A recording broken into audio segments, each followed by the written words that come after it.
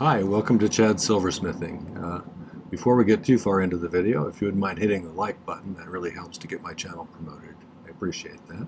I'd also love it if you leave a comment. I appreciate input as well. I'm going to make kind of a bold ring today that's sort of angular and probably would make for a unisex ring that could be worn by either men or women. So let's see how that turns out. I've never made one quite like this, but I have some ideas. I'm going to be using part of a cast ingot that I made in a video a while back. If you want to see that video, put a link up there for you. Before we get started, I'd like to thank my patrons over on Patreon. They're my core supporter group, and I appreciate not only their financial contributions, but also the community that they've built over there and all of the great knowledge that I've gotten from them. I hope they're getting, even half of what I'm getting from them. But either way, thanks for that. My other group is getting close to 10,000, and it's the YouTube subscribers. So if you're one of those, thank you. I appreciate that. If you're not one of those, why aren't you? Let's hit the 10,000 benchmark soon. So that'll be a time for celebration. I want to thank my YouTube subscribers for being such good supporters and watching my videos and giving me comments, and those things like buying me a coffee and super thanks. Those help me out a lot with supplies, which I go through quite a few doing 3 videos per week like I have been. So thanks for that, and let's get started on this project. So these are a couple of my design idea books that I have on my merch store if you're interested. I have found in recent years, if I sketch up a design in advance, I end up with a much better outcome. So you can see all these various drawings I've done for some of the earlier videos here. And this is the one we're going to do today. Let me set this aside. There's also 3 or 4 other cover designs if you want, with some funny covers, like a pickle time one. But what I like about these is the little grid in the background. It helps me to kind of keep things symmetrical when I'm drawing them. I find that useful since I can't keep things symmetrical freehand myself. So, okay, so here's what I'm thinking. I have this slab here, which is part of an ingot that I cast a while back for a video, like I said, and it has some imperfections in it. I got some good advice from some people on ingot casting, which I had never heard before, like adding some oil to the mold and stuff like that. And so next time I do it, I'll try that. But on this one, I did have some imperfections. So I picked a spot I think I could get the biggest rectangular piece out of. And I'm going to make one of these right here for the top of the ring. I'm going to make kind of a U shape for the bottom of the ring. It's going to have a band that's tapered like this, basically. So this part here will be attached to this edge, and this part here will be attached right here. And so basically underneath it, it's going to have a band that goes up to the corners that you won't be able to see from the top. So it's going to look like almost a tuning fork with a little bar in the middle of it. It reminds me of one we did before.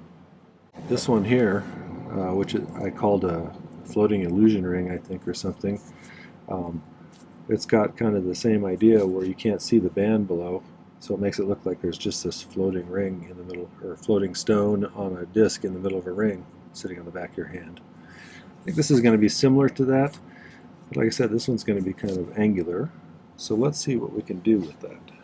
In advance, I marked this out. I originally marked it from here to here.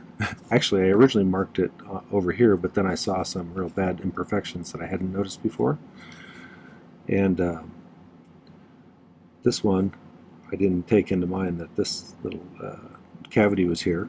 So I scooted it over a little bit, and we'll go from here to about right here. So I'm going to cut this out with a saw. I cut this piece off earlier before we started filming. So, alright, so let's go over and cut this off right here and here. And maybe take that off too. I could just file this down, but that's quite a bit of filing when it's this thick. I put a number 2 blade on my saw, so it's a relatively big teeth on it, which is good for when you have a thick sheet like this. Well, it's not a sheet, it's an ingot, but alright, let's go over. Apologize for my messy area over here. I always say that, but I never clean it up. Let's see if you can see that right there. I'm going to try doing the edge over here first, maybe, because I think that'll be easier. Well, maybe it won't. No, I think I am going to do this one first. So we'll try that first. I'm going to cut outside of the line, though, so that I don't accidentally curve back in, because I have a tendency to do that when I'm sawing. Here's a trick if you want to get it started in one particular spot. Cut a notch in your wood. Got a new notch right here.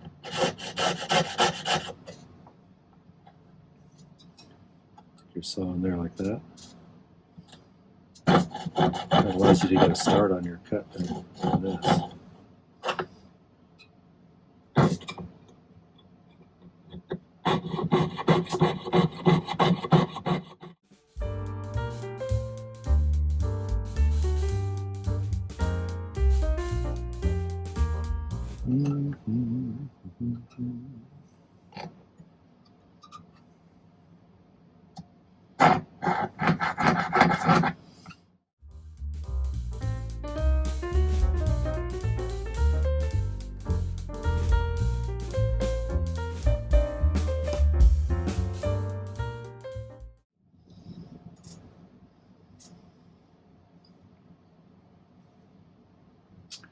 I think I'm going to go do a little bit of filing to get this as 90-degree angled on every angle as I can, and then we'll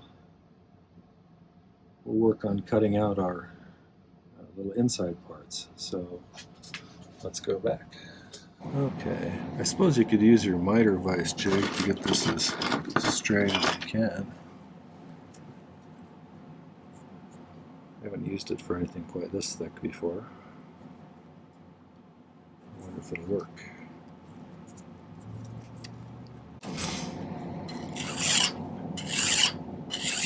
I was metalsmithing for 25 odd years before anybody bothered to tell me about one of these things. They're very handy sometimes.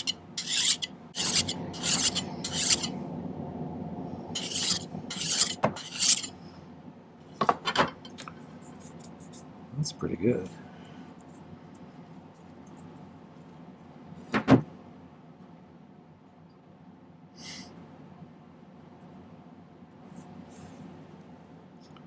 So I'm going to call this edge pretty square.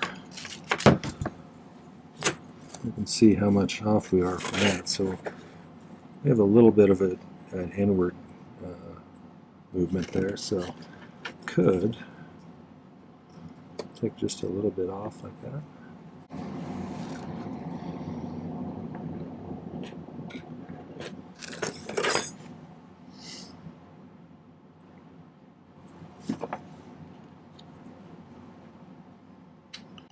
I'm just carefully lining it up on that line.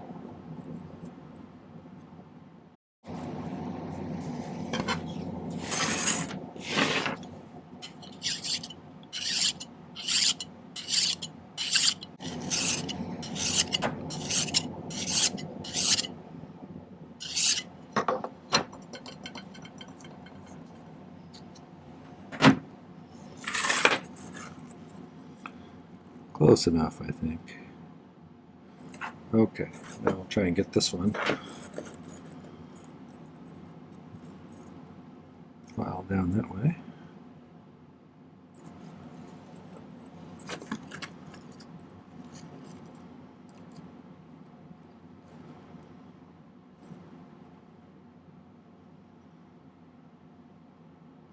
Looks pretty good the way it is. I'm not going to make you watch me do the other two since it takes a while. So I'll be right back.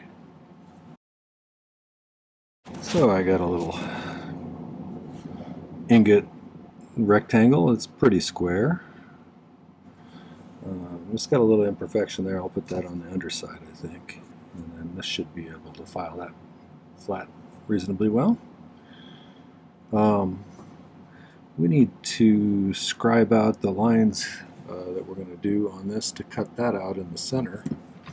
And to do that, I like to use my little purple marker So I can see the lines pretty well.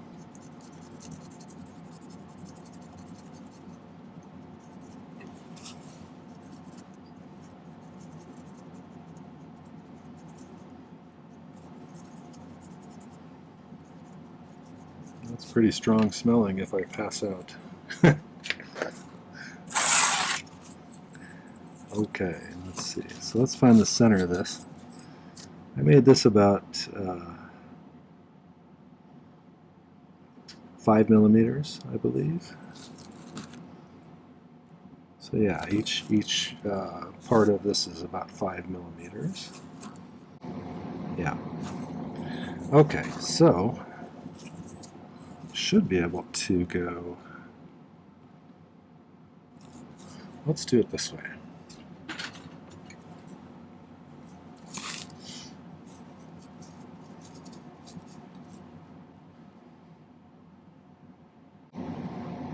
That's pretty good. So we can go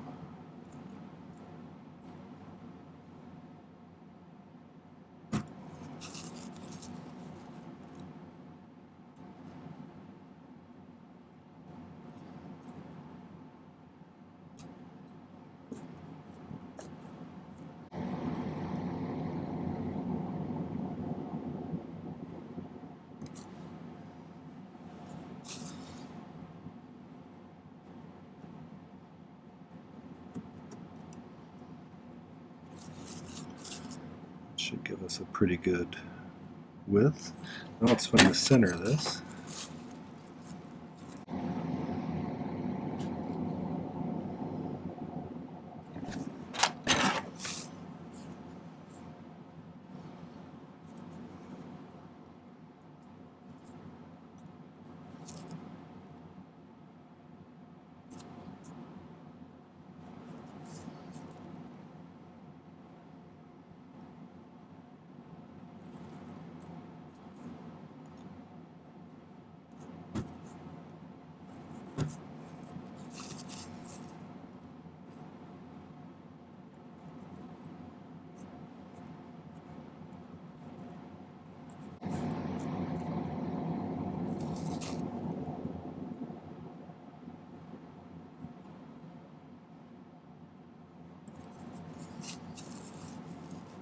That's pretty good, I think.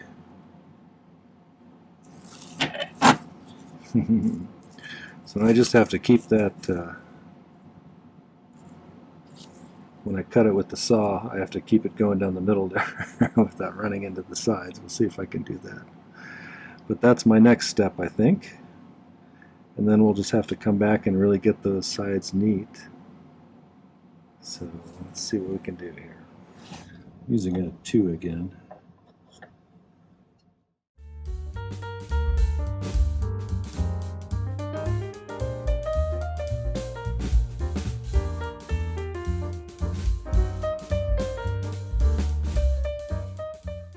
Oops.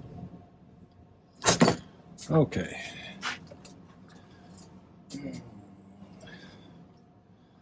So I got those 2 pieces now. I need to get these filed up to that line, and so I'm going to see if I can figure out a way to do that nicely without it being a pain in the butt, and then file this down flat. I may use the miter vice jig if I can make it work that way. We'll see.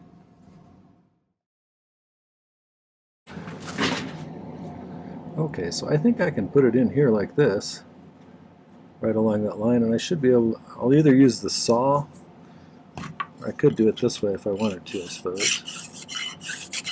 That might be easier than the saw.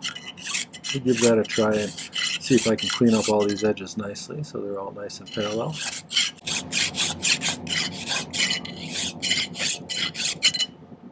Well, that seems like it's working, so I'm not going to make you watch me do the whole thing, because it's going to take a little while.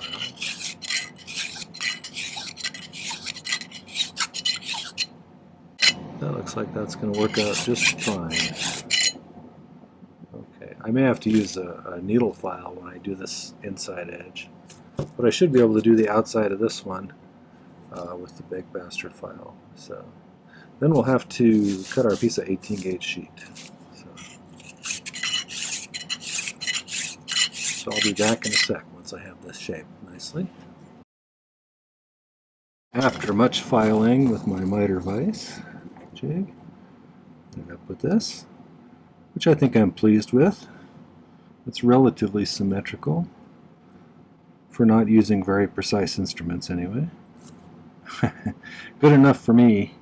My next step is going to be to cut a piece of 18 gauge, and these are basically going to be,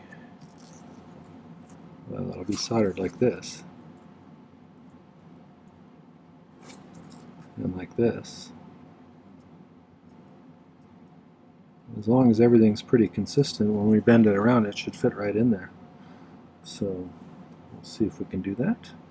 I was originally going to use another part of the ingot that I rolled out thinner, but I didn't have quite enough to really get a good piece off of it. So I'm just going to use some 18 gauge here. That's pretty close actually. So let's use this as a guide here. I'm going to give myself a little bit of leeway for filing purposes. I'll mark it about right.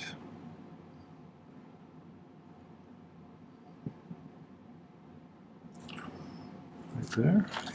I'm going to do the same thing I did with the calipers here.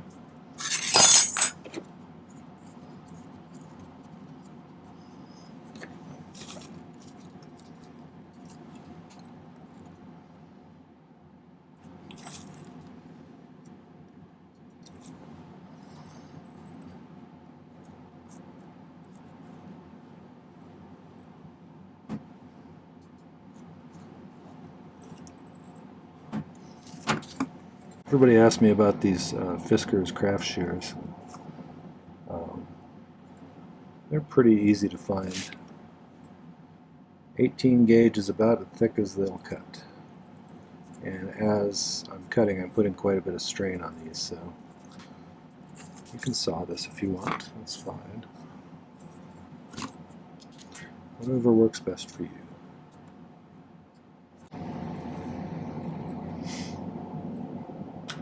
I'm going to do a little filing on that so that we get both ends the same width, because I want to find the exact center and then taper it down exactly to 5 millimeters on this side, and I'll find the exact center and move these in just a little bit too. And then we'll cut it and file it down to where it's pretty perfect, hopefully.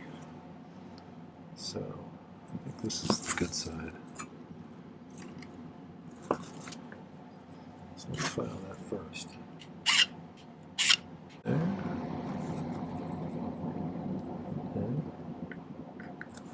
Then let's find the center of this down here. And I'm going to purplize it a little bit so I can get a pretty precise measurement. Hopefully, anyway. Okay, so this is about 19 wide, slightly more than 19, almost wide.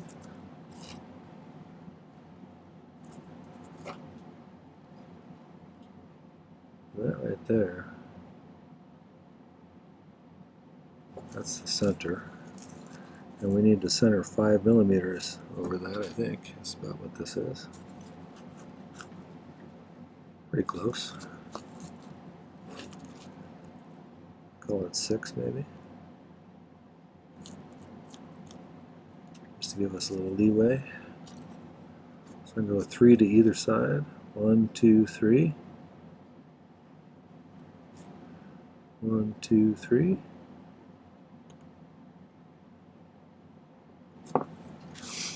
And then really need to scribe a line from here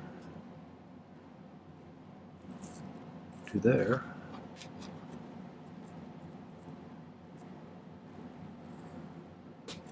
Just like that.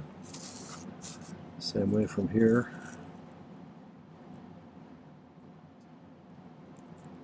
to there.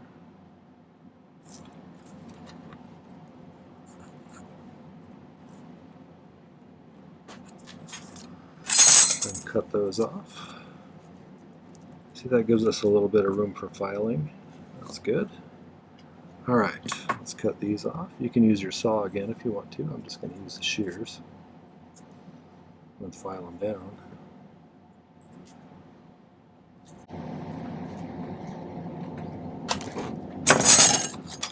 Alright. So now I'm going to spend a little bit of time filing this.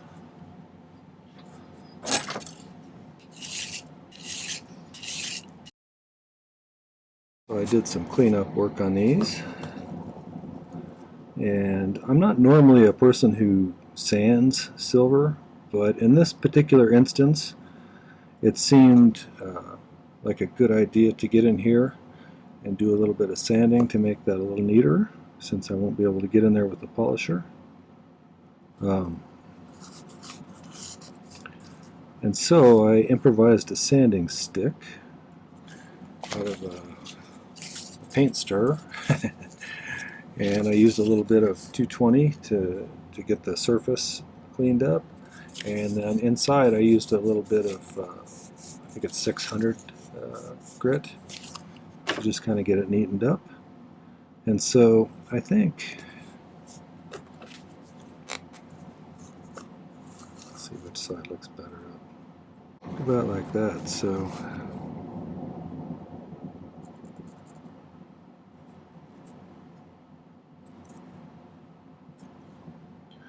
I want those on the bottom side, and I filed this all neat into a nice clean taper, and I think it should sit on there pretty well. Yeah. I'm going to try and get it right on the edge there, and I think to do this, let's go ahead and bend this around the ring mandrel.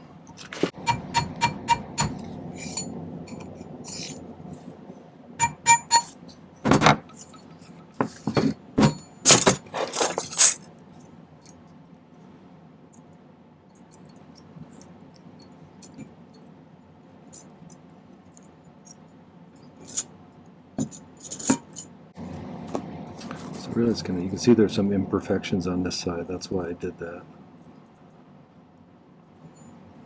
So we need to get this soldered on here. I may do them one at a time in order to just get that on there pretty well. But I may use this as a way to prop it up. So let's see if I have it. Look at this. Pristine pad.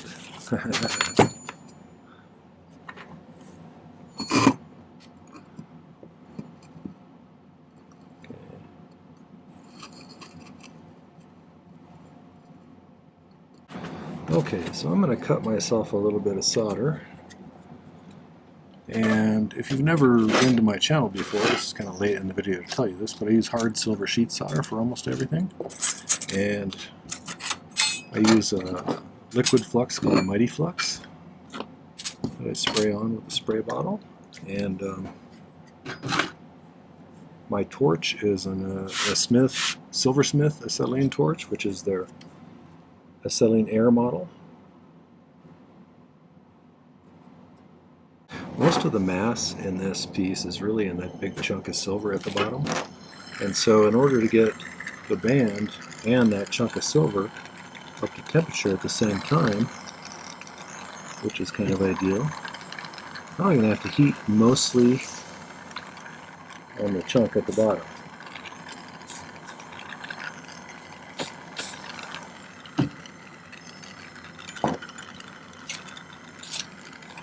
The other thing I do is I do something called pick soldering, where I pick up a little bit of solder on the end of one of these tungsten soldering picks.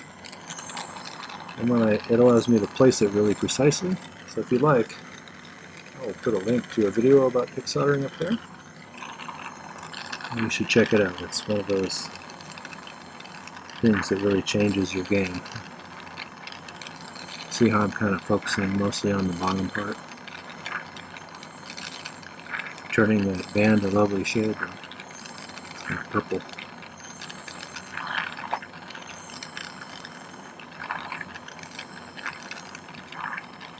I do this without bumping that too much because I don't want to knock it out of position. I could have sweat some solder, pre-sweat some solder onto the piece.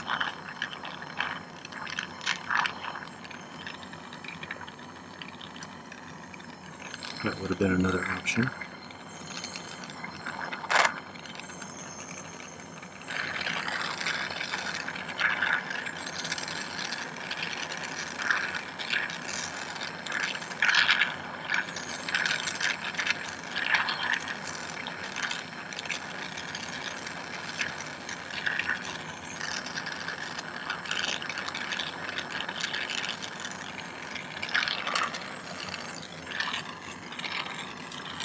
Just a little bit more just to be safe.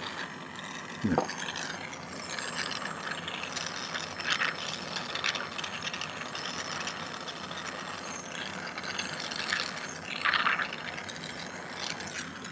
Looks like we have a good seam from that side. Okay. Should we do the sweat soldering on this one? Just sweat a little bit on there and then place it there. Let's try that one on this one. See how it works.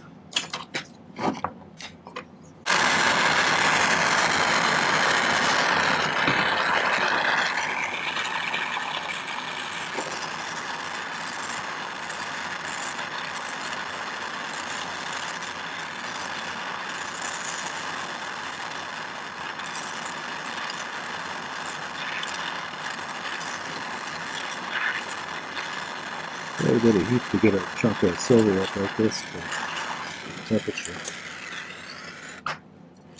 Okay, now let's see if we can get this lined up.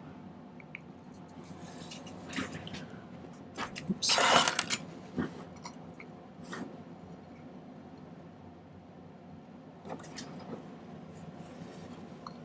I'm looking at the alignment of the little kind of central pillar thing. And I got it pretty much straight. And on the end here I can file it flat again if I need to. So let's solder that on.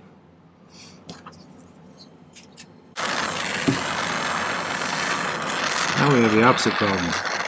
The band includes this great big tuning fork shaped piece attached to it, so that adds a lot of mass to the band itself. So we want to bring that up to temperature as well.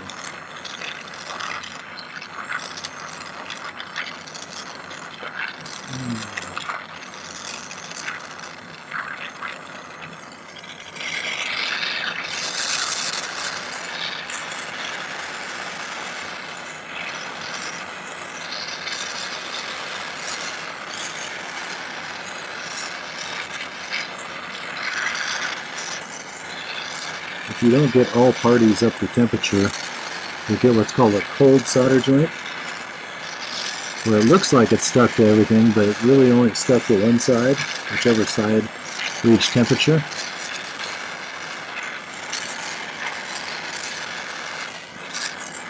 So I want to make sure both sides hit 1450 degrees. So let's let that cool for a second.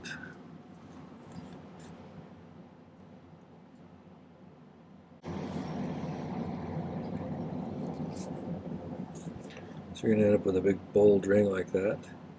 And I'll get these all neatened up so everything's lined up. So it'll come in a little bit. And I'll bend this upwards so that it's all flat. And of course I will get these filed down to where they just match that. So I may actually pull it out like this for a while so I can file it better. But then I'll come back to it and reposition it and polish it. So next step is pickling, and then I'm going to polish it, and then I will show you the final result. So stay tuned.